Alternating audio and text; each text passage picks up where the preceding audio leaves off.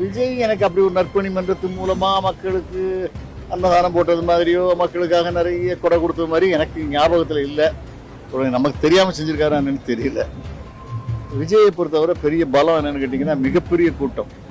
அது ஒரு ஆச்சரியம். புரட்சி தலைவர் கூட இவ்வளவு கூட்டம் கூடிச்சான்னு எனக்கு ஞாபகம் இல்லை.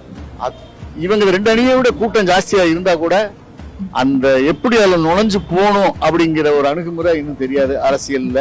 கேப்டன் அவர்கள் இன்னைக்கு இருந்திருந்தா ஒரு பெரிய ஆட்சி மாற்றத்தை கொண்டு வந்திருக்கலாம். நம்முடைய துரதிர்ஷ்டம். ரொம்ப கோவக்காரரா நடந்துக்கிட்டாரு. கொஞ்சம் சாந்தமா அமைதியா இருந்திருப்பாருன்னா கூட இன்னும் கொஞ்சம் ஆட்சியில பெரும்பங்கு கொண்டு வந்திருக்கலாம். புரட்சி தலைவர் கூட கோயில் யாரும் கட்டல, அவருடைய சமாதியா தான் வச்சு கும்பிடுறாங்க. இது கேப்டன் ஆலயம் அப்படின்னு வச்சு கும்பிடுறதே அது ஒரு நடிகருக்கு கிடைச்ச மிகப்பெரிய ஒரு அந்தஸ்து, மரியாதை. உலகத்திலே ஒரு நடிகருக்கு கோயில் கட்டுறதுங்கிறது புரட்சி தலைவர் கூட கோயில் யாரும் கட்டல, அவருடைய சமாதியா தான் வச்சு கும்பிடுறாங்க.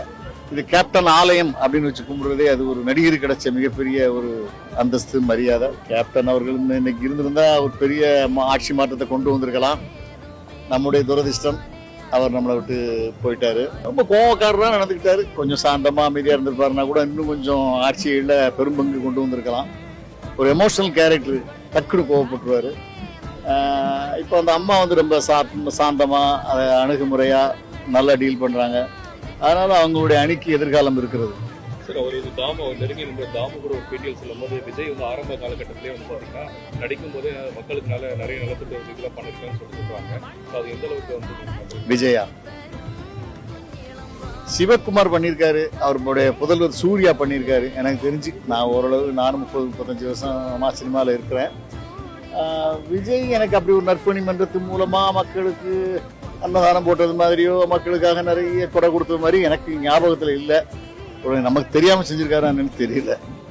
இப்போ 26 சட்டமன்ற தேர்தல் விஜயோட நிலைமை எப்படி இருக்கும்? ஒரு நடிகர் அரசியல் தலைவராக வந்திருக்காங்க, எப்படி இருக்குன்னு பாக்குறீங்க? விஜயை பொறுத்தவரை பெரிய பலம் என்னன்னு கேட்டீங்கன்னா மிகப்பெரிய கூட்டம். அது ஒரு ஆச்சரியம். புரட்சி தலைவர் கூட இவ்வளவு கூட்டம் கூடிச்சான்னு எனக்கு ஞாபகம் இல்லை.